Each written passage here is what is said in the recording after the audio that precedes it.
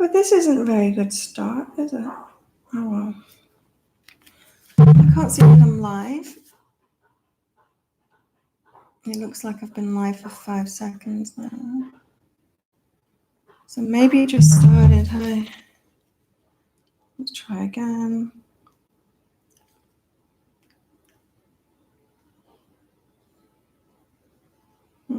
Still doesn't. Oh, yes. There I am. Okay. I'm live. So, hopefully it's using this microphone now so you can hear me. That would be good. So, let's start again. I've got my coffee, got my cards, got my Claire. Haven't got my cat. She's not in. She's probably outside waiting for some breakfast from me. I'm all ready to go to the gym. But I've had this idea to do this psychic cafe for about 2 years, maybe even longer.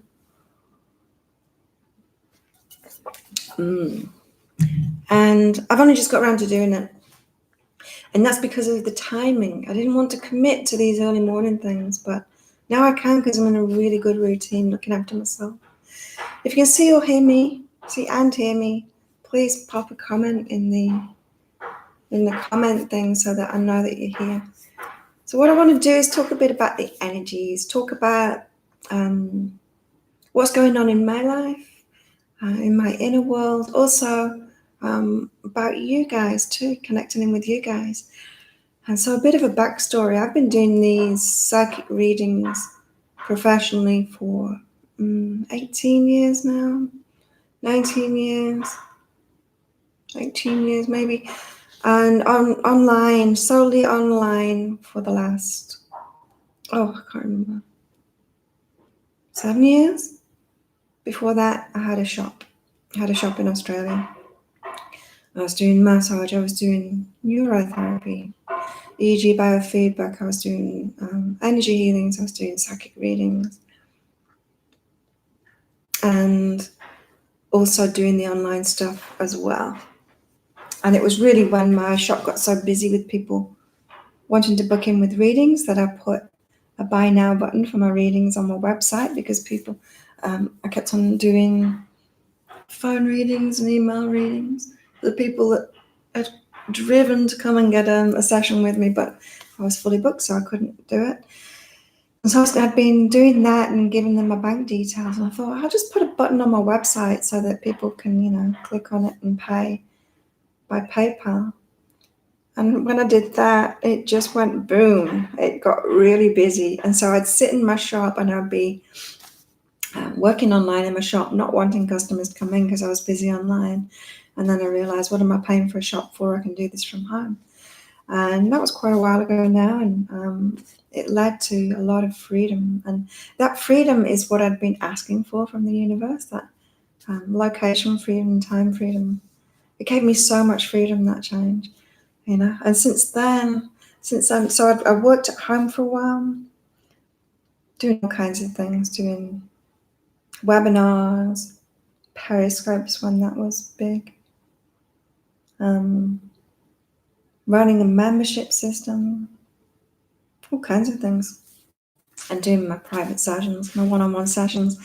And it was always hard to serve those people that couldn't afford, those people that can't afford to have private sessions with me. Always not hard to serve them, because I do my weekly reads and everything, now the daily reads too, but hard to know if I'm really serving them, because I don't get any reciprocation. Of course, if they're not a customer, if there's not something coming back to me, then I don't know if I'm really serving people well. And yeah, so I started a membership system, a really low-cost membership system, low cost to the customer, thinking I can help people that way, make it cheaper for them so that I can help more people. And that just ended up being really expensive for me. It was a lot of money. That software was a lot of money in my time and my effort to run. And I hardly got anything out of it at all. And it was just unsustainable completely. So I was doing like private readings to pay for that and to provide a service that it just wasn't returning me at all. But these, it's like when I started doing the daily reads 2 weeks ago, I had that idea to do daily readings because I love doing the video stuff. Like, it comes really easily to me. Like, the psychic stuff is really easy for me anyway. And so it's just the same. It's like doing it on a video. I know there's different skills involved in doing the video work, and you've got to have a certain confidence level and be able to present and stuff like that. But to me, I can do that. And to me, the psychic stuff, it's just exactly the same, I can publicly speak. I can do it on video. I can talk about anything because I can channel so easily that I can just talk about anything whenever I want to. So yeah, when I was thinking about doing this, so I had 2 weeks ago when I started doing those daily reads. In the second week, it popped in my mind to put a link to my PayPal so that people can donate if they are appreciating the videos. And I can't believe that I never thought of that before, but it never popped into my mind before. And so I did that, and that was what, it's Thursday now, so it was like 4 days ago that I did that. And then I started thinking about doing this, and all of these donations started coming in. Thank you, everybody. That very much appreciated. The money as well as the feedback, It's like, oh, so this stuff is being appreciated. It's like, now I'm getting some feedback, and I know that this stuff is actually helping people and reaching people, and you're appreciating it. And so now there's a bit of a feedback loop going. It's like, great. And so, I was considering whether to do this on Facebook or on YouTube. Now, Facebook, it just doesn't show people. It just doesn't show people my stuff anymore, Started my Facebook page years ago, and it's got really big. Well, not really big compared to a lot of other ones, but it got big fast with me doing my psychic readings. And that was back in the years when Facebook would show people your posts in like real time. And so it was fantastic. It was a fantastic platform to reach people. It's not anymore. It really isn't. I've got something like 5,000 or 6,000 fans on my page, and it will show like 8 people my posts. It's ridiculous, really ridiculous. So I'm like, I'm not sure I really want to do this on Facebook, because it's like throwing your time and your energy away when they're not going to show people it. And so YouTube, I was watching someone else doing a YouTube live, and then people started doing donations on it. I'm like, you can do that. You can do donations on YouTube. I had no idea. So as I was having those ideas and these donations are coming in, I'm like, well, maybe this is the platform to do it. Maybe this is the way to connect with with you guys, with people that can't afford the private readings, and people that can too, so that they can see my work and get to know me, and get some taster mini psychic readings to know what your higher self wants to talk to you about. Coffee. So I started this. This is my first live. It's actually my second live now, because the first one wasn't using my microphone. It was using, I noticed after about 10 minutes that the little microphone thing, the little toggle thing, it wasn't moving very far. So it was using my laptop microphone instead of this amazing microphone that I've got set up here. So I picked out some cards. I've already got the daily read that's published today, and so we know what the energies are for today, but I thought I'd pick some more cards for people that are actually watching this, the replay, or watching live. And the cards that have come out are about not letting fear stop you from taking action and actually doing things and taking risks. So the fear of criticism came up, so that's a big one. Imagining that you might get criticized and not be able to handle that. I was talking about when I used to do periscopes especially. It was interesting, the reactions, because I'm confident and I'm a strong woman, I've got a lot of self-respect, and I don't tolerate disrespect. And just having that energy stops people from fucking with me, really. I've seen it in real life, in daily life, real life, not online life. I've seen it, people want to come and approach me because I'm good looking or whatever. And then as soon as they get in my energy field, a few meters away from me, they back right off. They realize, how I'm not doing angry face or anything, but they realize, oh no, she might be good looking, but she's not, she's not one to be messed with. It's probably especially now that I'm a trained fighter. But what I noticed even years ago on doing the periscopes, when that was big, women especially would come on and they would be like, why isn't there like all the usual guys on here with the comments saying show us your tits and stuff like that? Like, I saw a little bit of that, the occasional one. But the only reason that I knew that it was so prevalent on other people's was that the women were commenting that I wasn't getting the usual disrespect that other people were getting. And yeah, I hadn't expected that disrespect at all. Like, I don't think about trolls. I just don't think about that stuff. And even if they do, it's like, it's about them, it's not about me.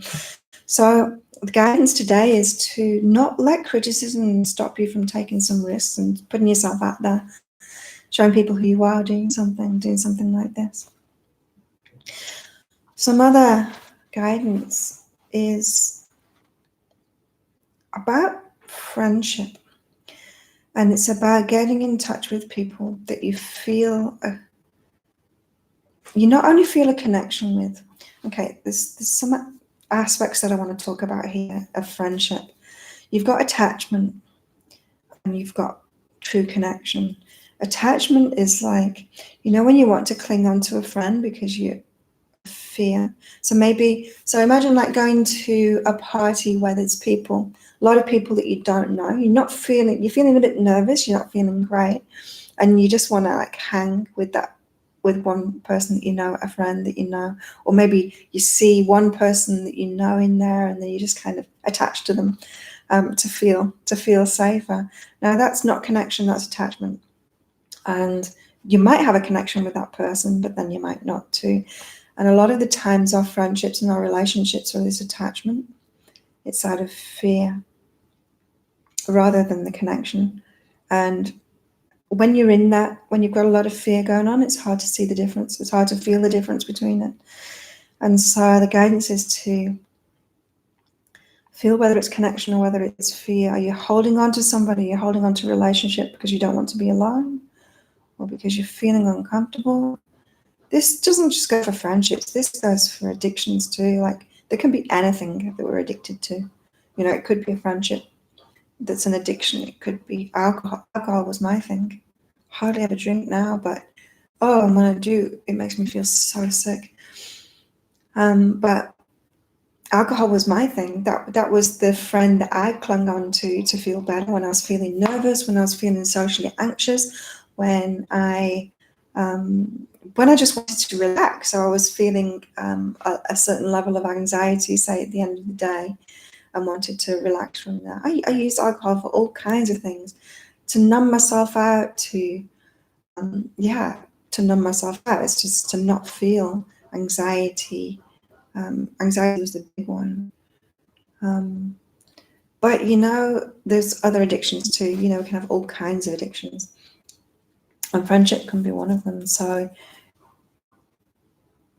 it's so important to decipher in anything that you do in life, is it coming from fear or is it coming from love? Is it coming from fear or is it coming from connection?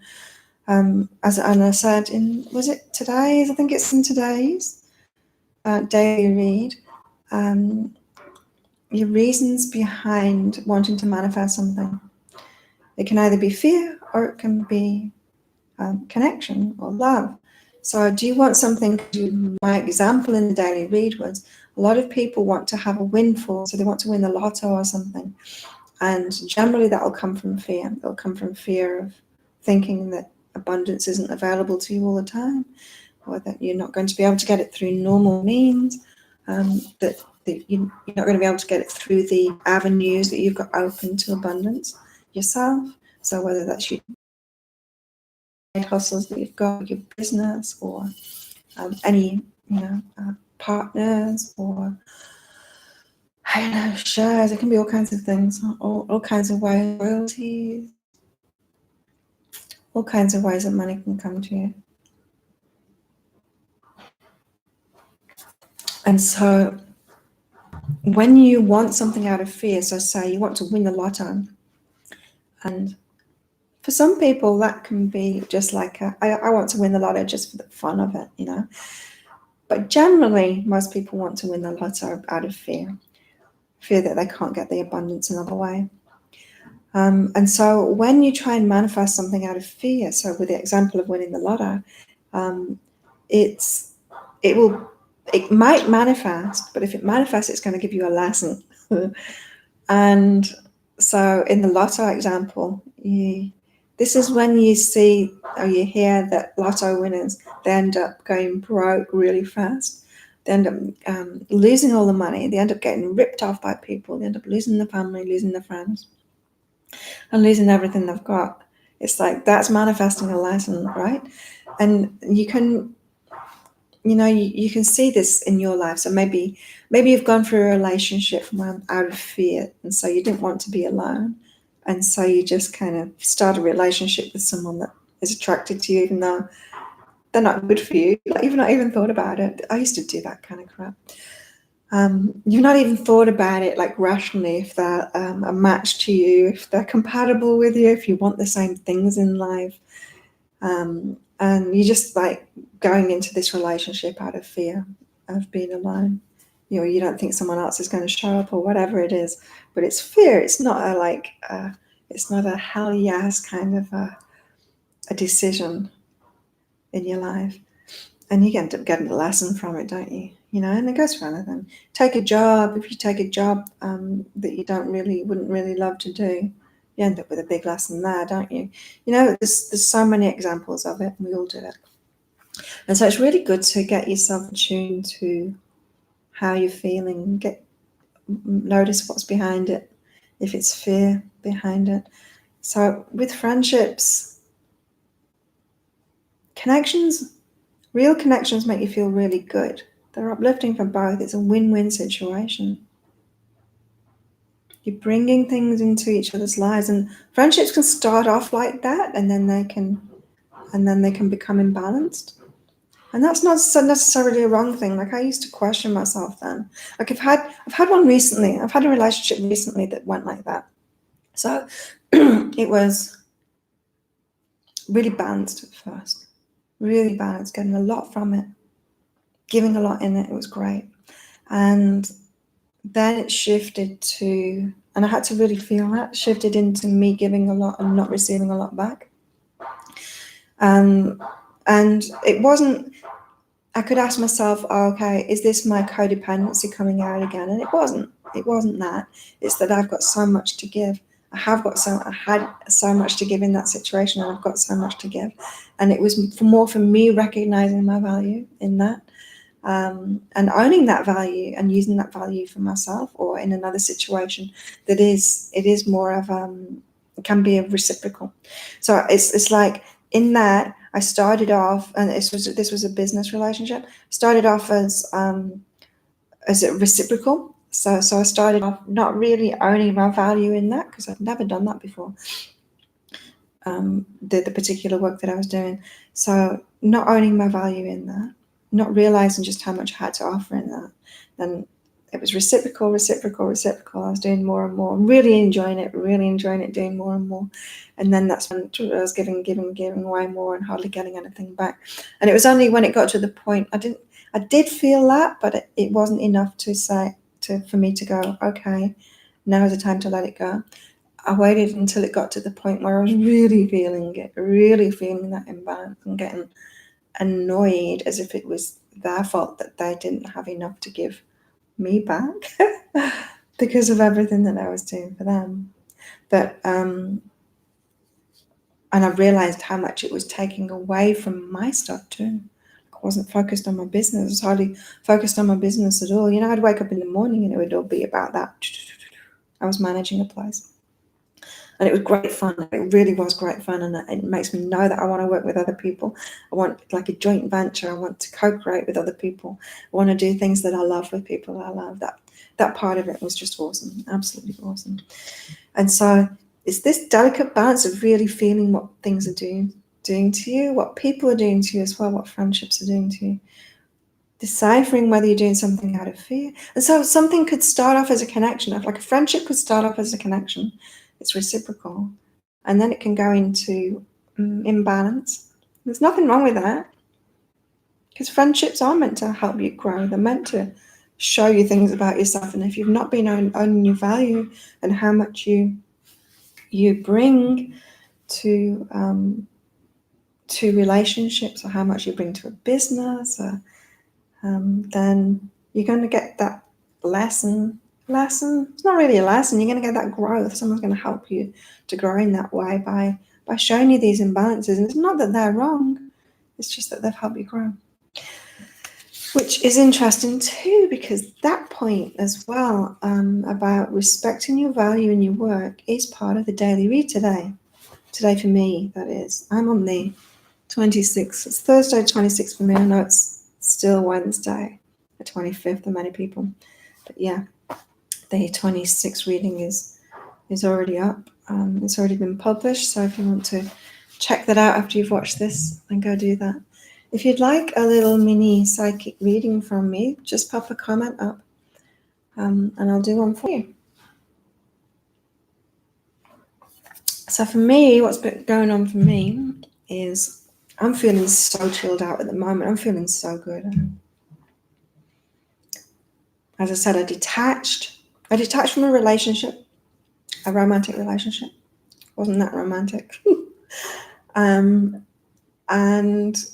from a business partnership about a month ago, and brought my energy back to myself, cleared that stuff out. I was thinking about it for way too long. Not way too long. That's not true. That's not true. It took me a few weeks to stop thinking about it in the negative. And that's just that letting go process, you know. We let go of something physically, say a relationship, and it takes us a while. I pull cards for myself every morning. Like I watch my daily read at the start of the day and at the end of the day too. That's really helpful to me. But I also pick out some personal cards, 4 cards, and I've not done it yet. I'm going to do it after this for me. 4 cards for me, and I'll leave them on my bedside table lounge so that I can look at them all day, so it reminds me. And all through the last month I've been doing this, and it's really helped keep me on track. And part of that was be patient with yourself, be patient with this process, be patient with the letting go process. It's not wrong that you're dwelling on the negative stuff. That's an important part of letting stuff go and realizing what you didn't like about it, what you did like about it. And it takes a while to get to what you did like about it, because that our mind wants to go to the negative, but that's a good thing. That's processing what you don't want to do again. And so it can feel like you're just, and sometimes this is what we're doing, we're justifying, we're going to the negative to justify leaving something. And if we stay in that state, it's really hard to move on from it. We end up manifesting the same things over again, manifesting the same lessons over again. It's not good. But it is a process. You know, it's like grieving. There's a process we go through. We let go. In fact, it is a grieving process, isn't it? We let go of something, so a relationship or a job or a friendship, whatever it is. And then we go through this process of thinking about the negative aspects of it. That took me about 2 weeks. And then I had a week of feeling really, really feeling the void, like feeling sadness, feeling something missing, feeling empty. I was down. I was feeling really sad, and it's not like me to be like that at all. Friends were getting worried about me because I'm not usually like that. It's very rare I get into that state, but that lasted about a week. Then I slowly got into picking myself up from that emotional state, got into this state now where I'm so chilled out. I'm feeling so good about everything. It's really nice. And I know it's all connected to the stars too, because I'm interested in astrology and follow a few astrologers. And everything that I'm going through is in line with the stars of what's going on at the moment for everybody. And my reads, my daily reads and my weekly reads, they're all aligned. No, they all align. Like I record my weekly reads and my daily reads on Sunday mornings, and so now Sunday is, I'm like a day ahead of most people in the world here in Thailand, and when I'm living in Australia, and so generally the astrologers that I follow, they bring out their weekly read on. One is on very late Sunday night for me. One's on Monday. Yeah, I think Monday evening. The other one's on Tuesday evening. So I get to see it after I've recorded mine. And it's really nice because it really solidifies what the energies that I picked up on, the advice that I gave. And they all give a different slant on it. They're all quite different. The way that they translate the stars and what's going on. But yeah, this way that I'm feeling at the moment, because I've been processing so much, letting stuff go, this feeling really chilled out at the moment, knowing what I want next, really clear on what I want next, really sensibly clear on what I want next, instead of wishing for it and then latching onto the first thing that shows up, thinking that the universe has just manifested it for me. That's what I used to do. And you get hard lessons from that. But I'm really clear on what I want, really sensibly clear on what I want. And then there's all these options. There's all these opportunities coming in, and I'm not grabbing onto them. I'm just thinking, oh yeah, that could be a possibility. That could be a possibility. They could be a possibility. We'll see. Because I know if something's for me, then it'll come to me.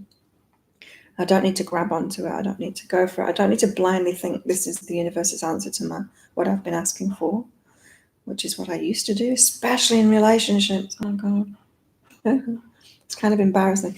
But yeah,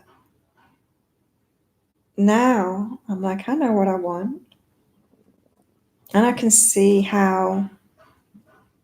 potential outcomes, especially in relationships, of certain people that I've met. It's like, I could see that could be fun. I could see that could be really good for both of us. I could see that would be amazing. I can see that this one would be really interesting. Some of them I can't see anything in. But instead of just going for it, trusting the universe, I'm sitting back, I'm being patient and trusting the universe. And it's like this chilled out state. And this is what I've picked up from the astrologers in the last few days that I've been watching too, is that they're asking you to get to this point that I'm at, and my inner work has taken me to this. But it's just like, if you haven't already, let go, especially of the relationships that aren't working for you, and let go of that trying to grab onto what isn't right for you, out of fear, and be patient, because we're in like this huge energy of destiny at the moment, and we can miss out on it by staying in our unconscious ways of trying to grab onto things. And unfortunately, the unconscious ways can be manifestation too. What I mean by that is, if you know about the law of attraction, if you're manifesting, if you're asking for things, there's a very unconscious way of doing that stuff. And I know because I did it. Hand up here. I did it. I would blindly trust it instead of being balanced, knowing that I'm attracting things. I'm attracting all kinds of energies to me, whether it's a match to me or whether it's not a match for me to make a decision, whether I want something or not. It's like that sensible side to kick in. I've been real and being grounded. I'm a Taurus. I'm supposed to be really grounded. I'm a psychic.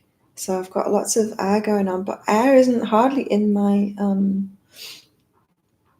in my astrology at all, fire is, and I've got that for sure. So if you don't know my work already, or if you don't know me very well already, where have you been? Now I for the last year and a half, well, the last 3 years I've been living here in Thailand. Last year and a half I've been training Muay Thai, which is, I've always been into exercise. Like since I was a kid, I used to exercise by myself. There was just something in my spirit that I've always loved it. Never really got into team stuff. I was training with the England team for whitewater slalom kayaking in my teen years. I've always had very strong upper body, very strong core. Never really got into the team stuff. I did a bit. I used to be really good at badminton, but I did rounders, which is a bit like baseball. We didn't have baseball in the UK where I grew up at the time. But yeah, very little team stuff and more exercising by myself. Then in my 20s, I started running, taught myself to run. Yeah, just always exercising so much. Before my third child, when I was 29, did I have him when I was 29? Yeah. 28, 29. I was really fit. I was really fit when I got pregnant with him, and the pregnancy and the birth and everything and the rebounding back from afterwards was just so much easier. And then, yeah, when I moved here, I was doing a lot of yoga. I was going to the gym, or maybe not straight away going to the gym, but I've always been really, really active. Like I'm really fit too. And so a year and a half ago, a friend of mine was tried doing the class, the Muay Thai class, and she said it's a lot of fun. She said, oh, you should try it out. So I'm like, I will. And so I plucked up the courage to go do it. It's always a bit nerve-wracking when you do something new like that, especially when it's a physical activity. It's like, will I be able to do it? Like, will I even be able to do it? It was kind of funny because I met someone else there, a guy that asked me out, who actually worked there. And so I went along one time to see him, and I actually watched a class that helped seeing it before and thinking, oh yeah, I could do that. But I went along and I absolutely loved it. And it's a really hard workout. Like it makes your core really strong, which is why you can see I've got a 6-pack. It actually shows through now because I was training so much at a much higher intensity level in the last 6 months, a year, that I had to really start looking at my nutrition, so that, because exercise, it stresses your body. That's how it works. It stresses your cardiovascular system. It stresses your muscles. That's how it works to improve your body, your health. And so, of course, you don't want to be eating things or doing things that are stressing you even more. You want to be, especially with nutrition, if you're using a lot of calories exercising, or if you're using, a lot of your resources within your body, you don't want to end up, with some massive nutritional deficiency because you've not been having the right things. And so a year ago, I started researching, as my training went up, I started researching nutrition for athletes. Because I'm training alongside professional athletes, I'm training like a professional athlete. In fact, professional athlete is someone that gets paid to train. I was in that situation recently. That's how I define it anyway. If you get paid to train, then you're a professional athlete. But whether you're getting paid for it or not,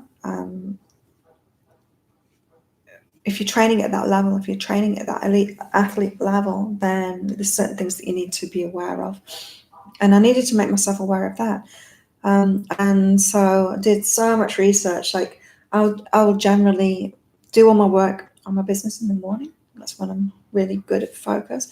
And then in the afternoon, I do research. And I say research, it's just stuff that I'm interested in. So whether it's the astrology, whether it's nutrition, whether it's about Muay Thai and techniques, it could be anything. I'll listen to podcasts, I'll watch YouTube videos. I do all kinds of things in the afternoon. Sometimes I do readings and energy healings in the afternoon too. But generally, I've got that out of the way in the morning. I train in the morning. I go to the gym in the morning, generally. Depends on how I feel. And then I train Muay Thai in the afternoon. So Muay Thai is it's a combat sport. It's but it's a very respectful one. So it's more of a what's the word I'm looking for? Martial art.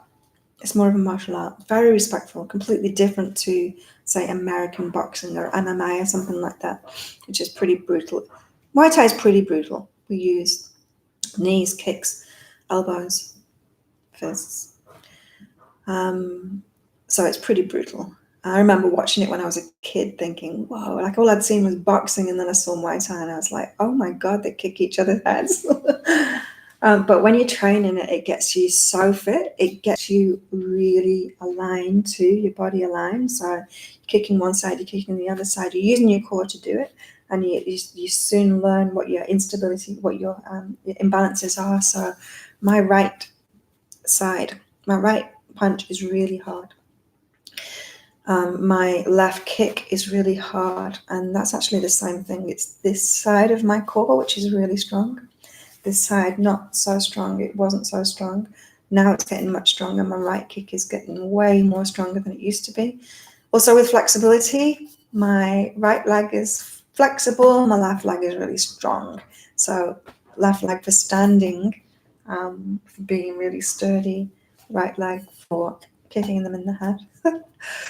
And yeah, left arm. Yeah, so you're learning so much about your body when you do Muay Thai. It's an intense workout, like really high intensity workout, which I love.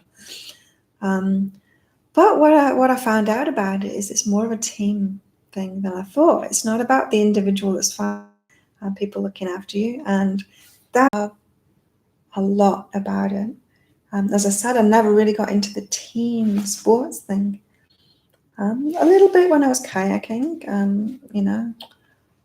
we would train each other with the kayaking, help each other out, watch each other, coach each other,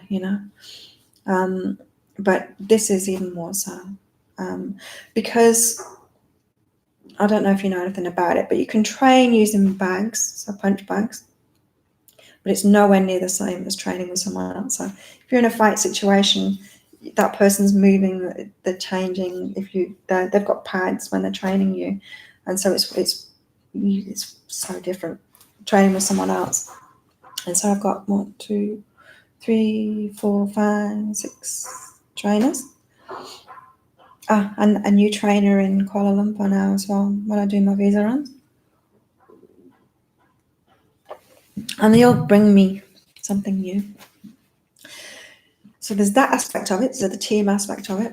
There's also empowerment. There's an empowerment aspect of it, especially for women. It's incredible. I now feel and know that no matter what situation I'm in, I can look after myself. Whether it's a guy who's very strong, who's way bigger than me, heavier than me, I still know that in that situation, I am completely safe. Because they're not going to expect me to be trained, for one.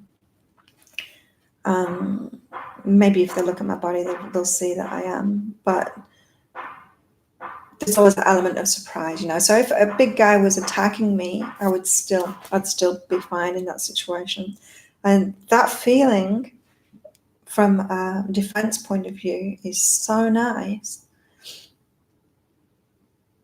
It's such a nice feeling to know that you can be able to deal with that. But it's not just that. Because my body, I've got so much energy now. I'm like bouncing around with energy. I can, I skip to cool down now. I skip with a skipping rope to cool down. I remember when I first started, skipping was so hard. I found it like massively cardiovascular. I'd be like sweating. I'd be having to have a break. Now I do it to cool down. Now it's like in between sets, I'm skipping just to cool down. My fitness is really high. And that fitness, knowing that if I need to run away from a speeding train, I can do it. Or if I fall off a cliff, if I need to hold on to something and pull myself up, I can do it. That feeling, it's not invincibility, but it's a feeling that you can do whatever it is that you want to do. So it's so empowering. It really is so empowering, especially for women, and guys doing it too. Training. I've been training with a guy from Pakistan. Hello, Johnny, if you're watching this. He's not here at the moment. He's just gone back to Pakistan because he couldn't get a visa to come back to Thailand. But so he needs to get one in his home country. But he just put on Facebook yesterday, I think it was the day before, that he got attacked. He got attacked in Penang in Malaysia. And, he's only just started training, and so he doesn't do much training with the trainers. It kind of has been improving his fitness. I've watched him sparring, and his defense is terrible. I wanted to say to him, just come back training, because even for guys, it's like if you train, you hold yourself in confidence. You hold yourself with complete confidence. It gives you so much confidence in your abilities. So it's been awesome for me. But also my focus on learning, which is kicked in again. I've changed my diet in the last couple of days slightly to get more micronutrients in, because I developed a chocolate bar habit. I can see the box. I'm buying chocolate by the big box, the box that they put on supermarket shelves. And my chocolate bar habit had gone to 3 or 4 chocolate bars a day. And I'm like, maybe this isn't the best nutrition for me. I obviously needed the calories. I needed the calories because, in the evening I'm chopping down these chocolate bars and I'm still losing weight. Well, I'm actually maintaining at the moment. But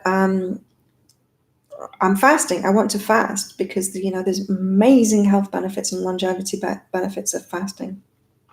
And so I still want to fast, but I need to maintain my weight. Which with the amount of training that I'm doing is already not difficult to do, but I need to eat a lot. So I did a 24-hour. I did just under 23-hour fast 2 days ago, and it was hard. It was hard. My body wanted to eat. I was hungry, and it got to 22 hours. I got really cold. It makes you cold. Because metabolism, of course, is you converting your fuel to heat. And so when you stop eating, when you reduce calories, any of it, your metabolism goes down. And this is what I'm teaching in my online coaching is how to keep your metabolism high, but how to lose weight. Because generally most ways of losing weight will lower your metabolism, which means that when you start eating normally again, you put all the weight back on. Because your body, when your metabolism is lower, your body needs less to do the same, and so you put weight back on. But there's a way of doing it to keep your metabolism really high. But fasting, my body's so good at using the fat now that it got to 22 hours of fasting, and I was like, oh my God. I was going to do 36 hours. I'd had like my evening meal, I'd slept, I'd fasted all day. I was going to only eat the next morning, but up to 22 hours. I was like so cold. I was so cold. And all I could think about was, and I live in the tropics, you know, it's hot. I'm sat in the air conditioning now, it's hot. But I was freezing cold. I had like, I even thought about getting my Ugg boots out of my suitcase. It was that cold. I had like a hoodie on, I had socks on, and I was just so cold. All I could think about was warm banana porridge with blueberries. And I was like, I started obsessing about it. I'm like, oh, that's it. I've got to eat it. And so I did. And then I instantly warmed up. Oh, so good. Had some ginger tea as well. Oh, other things to warm you up. But yeah, so I'm teaching about that now. I'm coaching people. Now I've learned it myself and I've actually put it into practice. And I'm managing my weight, specifically managing my weight now. So I know if someone said to me, like, I can never understand how certain movie stars did it, how they could like put weight on for a role and lose weight, because my weight was just like staying the same all the time, no matter what. Like, no matter how much I was reducing calories, how much more I was exercising, and I've always exercised a lot. It was just staying the same. And it did when I was starting Muay Thai. My weight kept the same, it kept the same. So it was only when I learned about the way the metabolism works through learning about nutrition for athletes that I learned how to raise my metabolism, because generally everyone's metabolism is quite low from what we've been told about reducing calories and exercising more. It doesn't work. It lowers your metabolism. And learning about time-restricted feeding, intermittent fasting, all the health benefits of it, about how to raise your metabolism. So, you know, about how it's how your body, how it wants to trust you, how your body is actually trying to keep you alive. You know, that's what metabolism does. That's why it fluctuates. It's your body trying to keep you alive and working with that instead of against it, so that your body trusts you, that you've got plenty of food available, that you're not actually starving, but doing the being in control of your weight and being able to lose when you want to lose. So now I'm in complete control of it, and all my clients. Hey Albert, how are you? Yeah, I know my clients that I've coached in weight loss saying that some people dove in more than others, and are in complete control of their weight now and are absolutely loving it, because it gives you so much freedom as well. So much of your time and energy is about food. It's ridiculous when you don't know, when you're not in control of it. You're not in control of it, and so you're kind of eating or trying to lose weight or trying not to eat. You'd be amazed at how much energy and time and mind space you waste on food.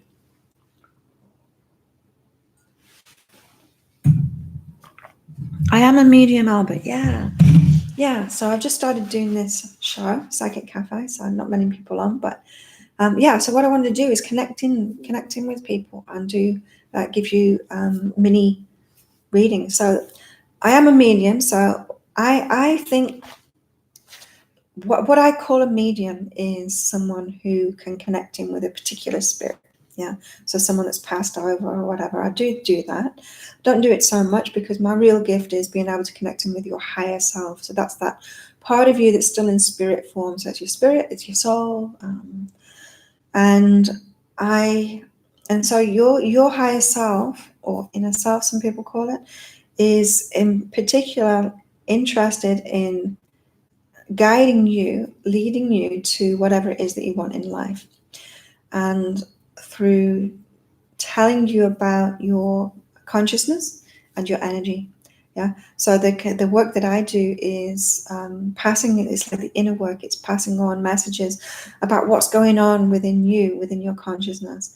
And so I do. I don't know if you've seen my stuff before, but I do a daily read video and a weekly read video, which shows my kind of style. I also do personal readings as well. But would you like that's cool about high self? Cool. Jacqueline. Okay, so I'm not going to do medium readings on this. I don't even offer medium readings anymore. I actually did one in person to somebody, for somebody here on the island. But yeah, it's not. I'd rather connect in with your higher self. But yeah, if you want me to do a medium thing for you, that would have to be a paid reading, because yeah, it's very different kind of an energy, that. But I can connect in with your higher self, and give you some guidance if you'd like. See what your higher self wants you to know at the moment. Okay, so your higher self is saying, Albert, that you're wanting to reach out to somebody, and let's see, cool. Yeah, you're wanting to reach out to somebody, getting in touch. This has been in the daily read a few days ago. You're wanting to reach out to somebody, but the advice is not to rush in there, because take things one step at a time. You know, it's like a teacher in a classroom of little kids knows not to give them all of the information at once. It's going to be too much for them. Yeah. Same, you wouldn't go on a first date and then tell them everything about you, everything that you want in your life. You wouldn't go on a first date and the first thing you say is, I want a house in the suburbs and 3 children and all this. You wouldn't do that. You take it one step at a time. It's like, slow down, baby. That's what I'm hearing, especially with getting in touch with somebody and connecting with someone. Slow that down. Do it one step at a time. You don't need to rush in. Rushing in will cause problems for you. So if there's somebody that you've been thinking to get in touch with, or you have been getting in touch with, and you want to get in touch with, but you're kind of holding back from that, trust that feeling of holding back. Just do it one step at a time. That's great advice for everyone at the moment, because of the energies that we've got at the moment. It's what I'm doing at the moment too. Just waiting, because what's yours will come to you. Whether it's friendships, whether it's job opportunities, whether it's people, whether it's romantic relationships, it will come to you. So there's no need to push. Trust the universe, trust your higher self on it.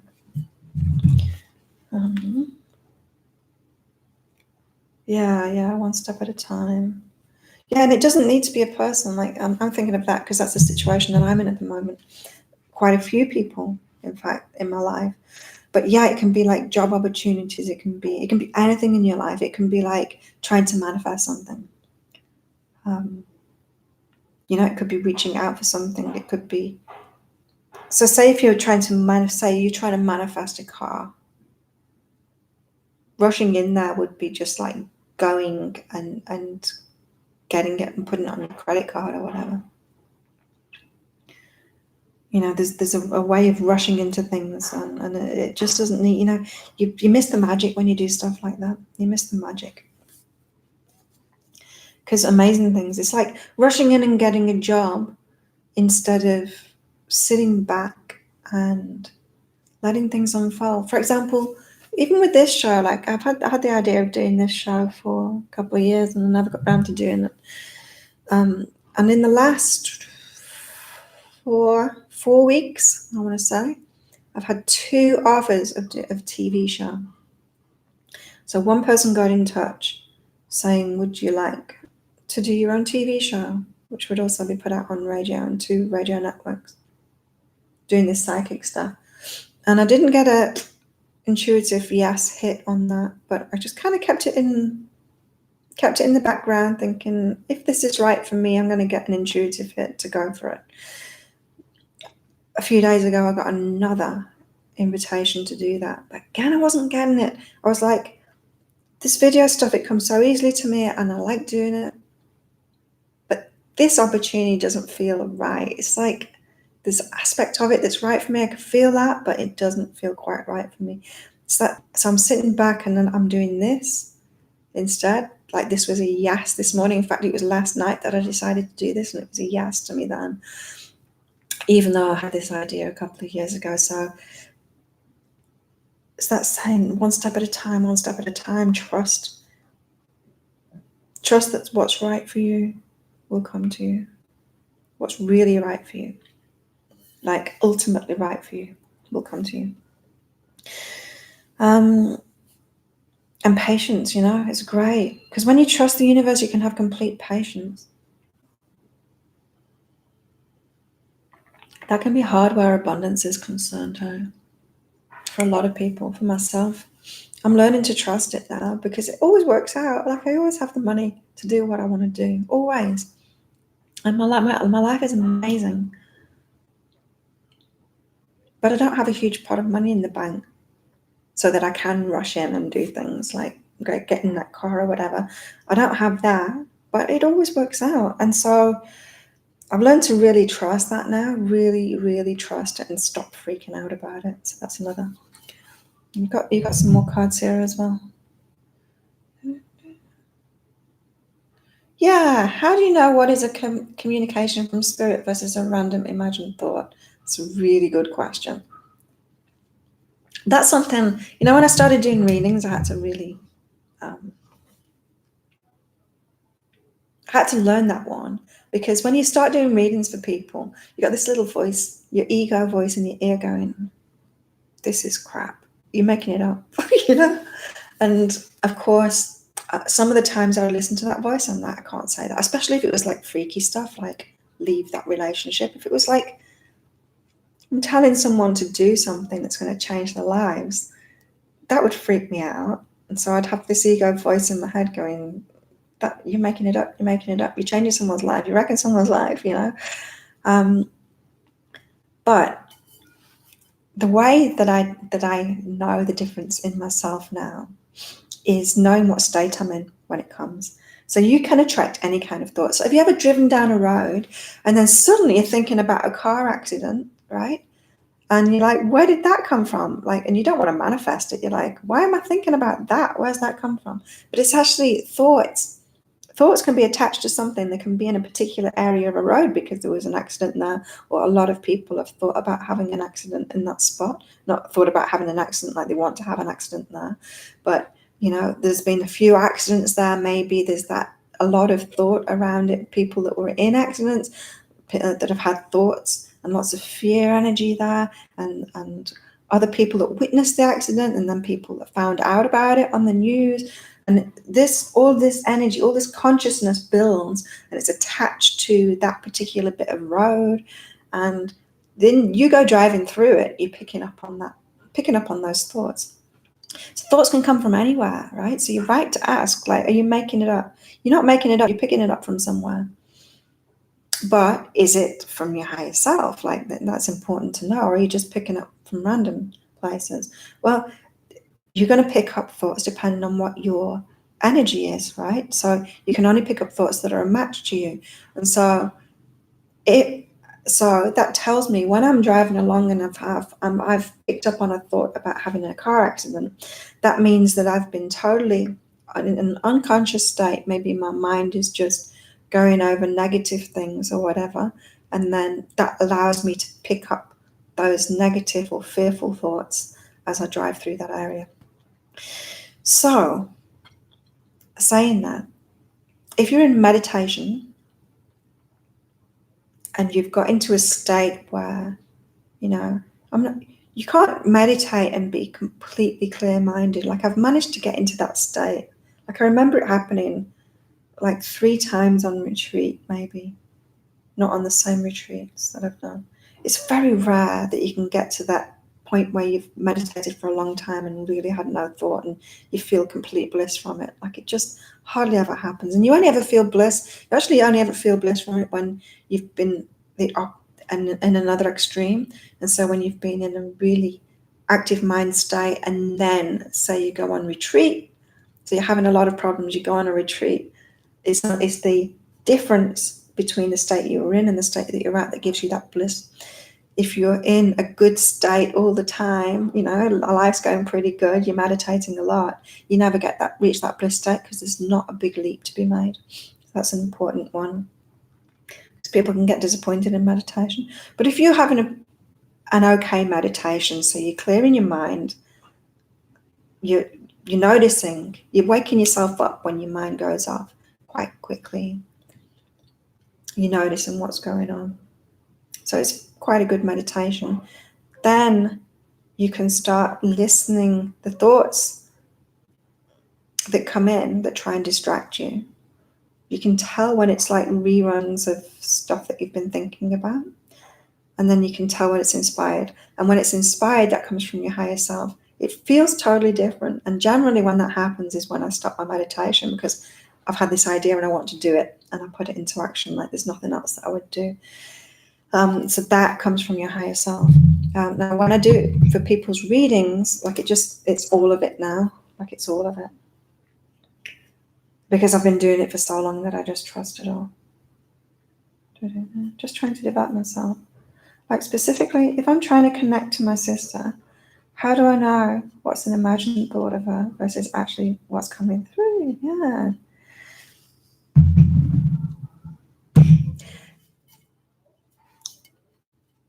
There's a couple of things about this. Who thinks what? Are you thinking something and they're picking up on it, or are they thinking something and you're picking up on it? You know, when you're sat around with friends and you and your best friend or you and your partner, you say the same thing at the same time? Who had that thought first? Whose was that thought? Did you both think the same thing at the same time? Did it originate from you? Did it originate from one of you and then the other picked up on it and the other one had a delay of saying it? Did you think about it and the other one picked up on it and have a delay? Or did it come from the universe and you were both in an open state and you both picked up on the same thing? Same. Why are my weekly reads so in alignment with astrologers' reads and everyone else's, like tarot, weekly tarot, or whatever? We're all picking up generally, most, like some, you can like look on YouTube and some readers are just like way off what everyone else is saying. But generally with the good ones, we're all picking up on the same energy. Who thought that first, Has like one person done it and then everyone else has picked up on their thoughts? Or are we all picking up on the same thing? And so that's the question. Are you making it up and then she's picked up on it? Or did she think that and you've picked up on it? Is there a distinction between the thinker and the thoughts? Like, the more I've done this work, the more I realize we think of ourselves as individuals and that our minds are it. That's our ego, that's our mind, our ego mind that tells us that. But it's not even true. We're like transmitters and receivers, that's what we're like. And we're actually receiving more than we think. And we transmit to our conscious thought, but it's more receiving than you think. So are you making it up or are you picking it up? You don't make very much up. You don't make very much up at all. Even in your wildest imagination, right? So think if you go into a daydream about something fantastic that could happen in your life and you're daydreaming it, is that you putting it out and transmitting that, or are you actually picking that up from your higher self? I used to think it was your imagination, you're putting that out there, you're transmitting it, but really you're picking it up from your higher self. And that's why more of that stuff happens when you're feeling really good. For example, the group of friends, when you both say you both at the same time, you say the same thing, and it's really funny. When you're all feeling really good, you're in that alignment, so your higher selves can get through, and both your higher selves are saying the same thing because they are the same thing. So yeah, it's very interesting. Consciousness is very interesting. I used to be a neurotherapist, which is an EEG biofeedback therapist. It's just so interesting. All of this, all consciousness and everything. I used to have like EEG machines, so they'd have electrodes on the head, listening to the electricity in the brain, the EEG. And I'd have a monitor screen, so I'd be on one laptop and they'd be sat next to me on another laptop and their brain would be playing computer games. So you might know a little bit about brain states. So you've got, different ranges. Alpha is kind of your relaxed external focus state, where it's generally the state you get into when you're meditating. You can get into lower than that is theta states, when I can actually feel theta state as a vibration in my third eye when I get into it. And then you've got delta sleep states and stuff like that. And so they'd be playing a computer game. So they're just looking at the computer game. They're kind of wanting it to go faster, or the Pac-Man to go be bright yellow or beep or whatever. And the brain, their subconscious brain, would figure out, I need to produce more alpha to make it go faster or whatever. So that's what I used to do. But I'd be watching the EEG, and I found it fascinating, absolutely fascinating. Not so much them playing the game, but the interactions that we'd have while they were doing it. And so if something was stressing them out, but they weren't saying it to me, when they did, their brain, their EEG would be like up in panic, and like really high beta, like stressed out. And I'm looking at the screen and I'm looking at them, and they're sat there like seemingly relaxed. I'm looking at my screen. It's like they're like ripping themselves apart inside their mind. I can see it on my screen. They're completely relaxed. They look completely relaxed. And then they say something like, there's a glare on the screen or something. As soon as I say it, the EEG goes down. They're relaxed. And it like stuff. Oh my God, stuff like that. I used to see so the what we do to ourselves with our minds through watching that stuff. You're welcome, Albert. I bought a statue of this animated character that shoots fireballs from his hands. Cool. Later that day, I was doing something else, and this image flashed in my mind of us shooting a fireball. I did an energy healing yesterday that was that involved that. Fire, passion. I'm smiling at you. That's cool. Yeah. My energy healings are very different than others, like Reiki and stuff like that. It's not like that at all. It's more of a reading. But it's when I go into an energy healing, I like feel someone's energy. But it's more their higher self telling me stuff and getting me to do stuff. Sometimes it's like watching a video of it happening to them. But this one that I was doing yesterday, it was... And I'll relay the information. So, I write a report about it, of what happened and what I did, and what the higher self was telling me about different things in the energy field, whether it's the body, I'm picking up things in their body and the emotional or the consciousness that's attached to that, what they need to let go of. So it's more of a reading, but it's an energy healing too. And so this one that I was doing toward the end, it was like I was got to make this fireball in my hand and then shot it into their heart. It was this passion thing. It was like firing them up again. Fire. When someone's really passionate about something, you can see it shining out of their eyes. You can see that, the passion come out of their eyes and that light. That's what it was that I was doing in that energy healing. So yeah, that's really cool that you had.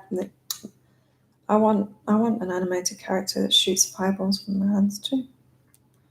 I should say also that starting about 2 years ago, I've had many out-of-body experiences. Oh.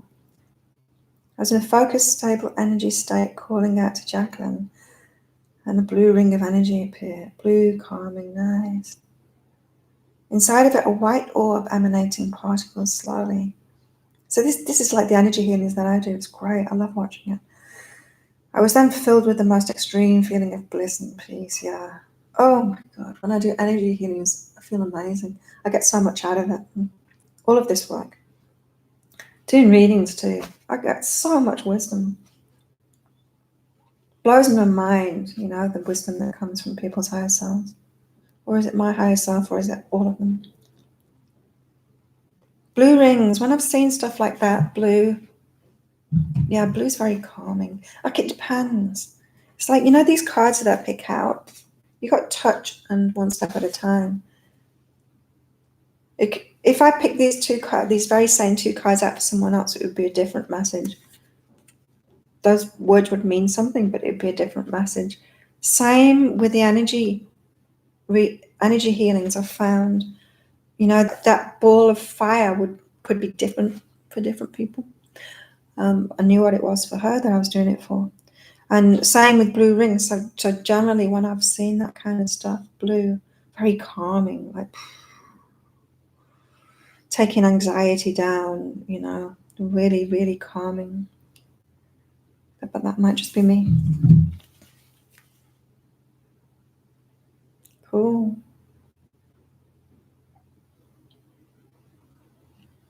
Yeah, it's good stuff. Anyway, you got 2 more cards, Albert, so I'll tell you about those.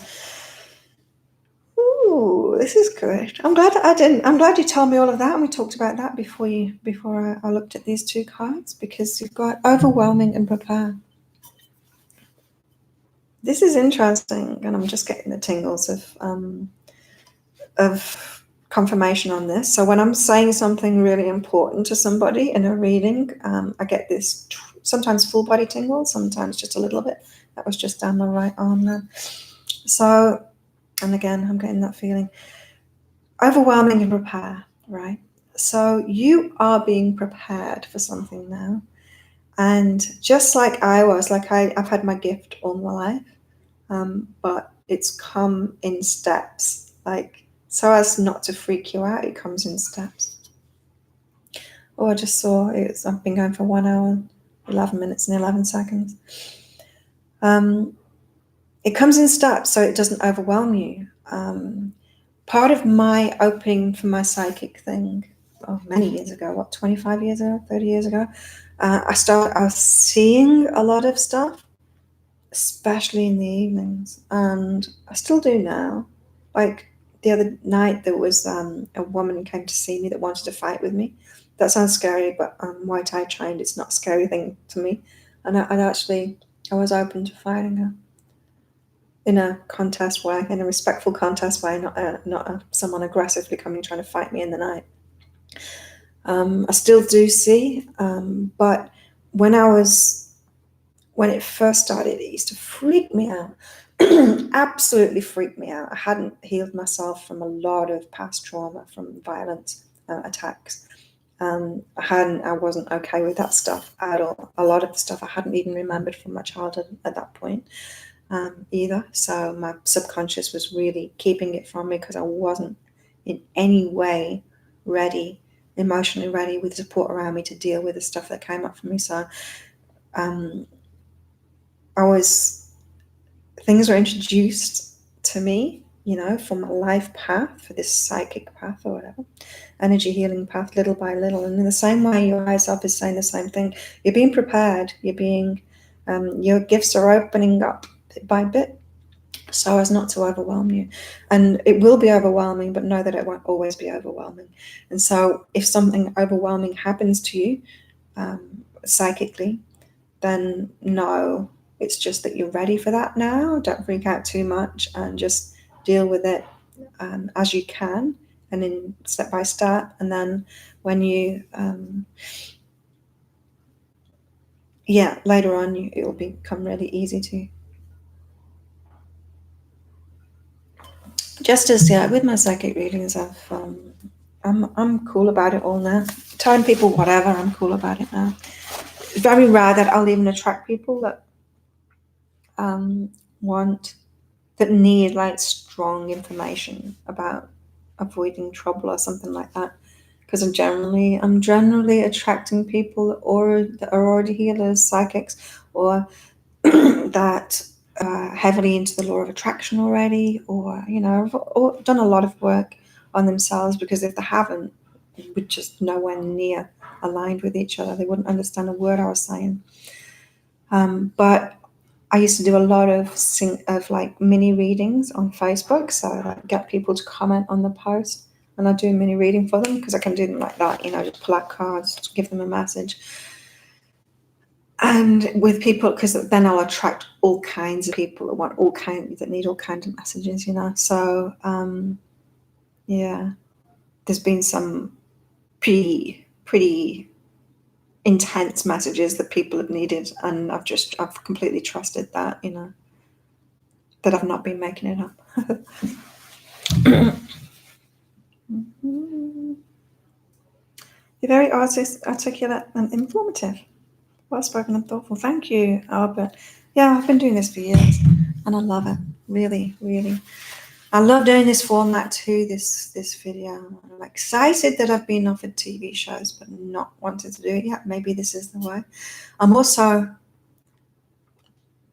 very much interested in the fitness stuff now. Very much interested in the empowerment of that.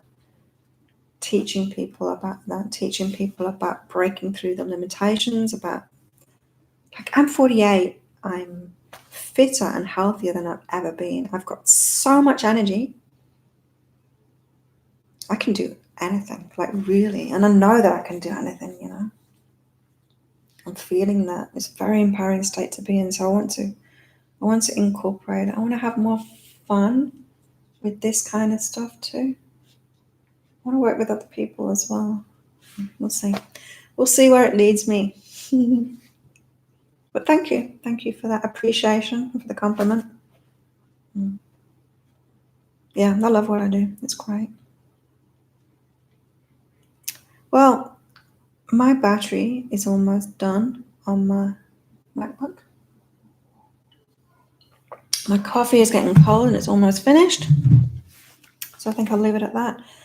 I lost 120 pounds in 2010, kept it off for 6 years. Went downhill with alcohol addiction for 3 years. Sober year now. Good job. Slowly getting healthy again. Awesome. That's great news. Oh, rain.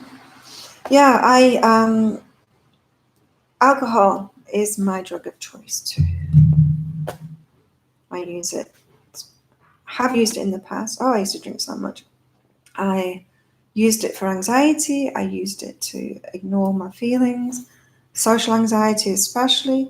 I used it to stay around people that were not good for me, to like numb out from that feeling instead of listening to that feeling. Oh my God. Looking back at my relationship with alcohol, but it's still my drug of choice. Like I have great times with it. It doesn't have great times with me anymore. I hadn't had a drink for a couple of weeks, and then last Tuesday, not this week, last week, I had a few beers, more than a few beers, with friends because I was a bit nervous about going somewhere.